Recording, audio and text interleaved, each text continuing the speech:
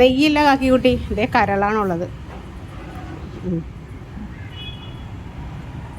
ഇനി ഈ ചുണ്ട് തന്നെ ഒടിഞ്ഞു പോകും കേട്ടോ.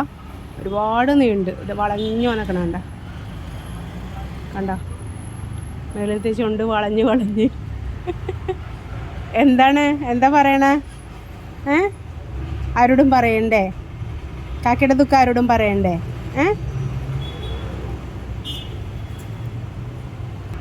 എത്ര നാളായെന്ന് അറിയോ? കുറേ ദിവസമായി, ആഴ്ചകളിങ്ങനെ മാറി മാറി ഓരോ കൂട് മാറി ഇങ്ങനെ അടയിരുന്നതാണ്.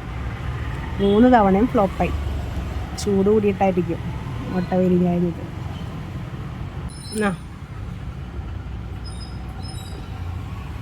ഇനിയില്ല, നിങ്ങൾക്ക് മുറിച്ച് വെച്ചാൽ മീൻ മാത്രമേ ഉള്ളൂ.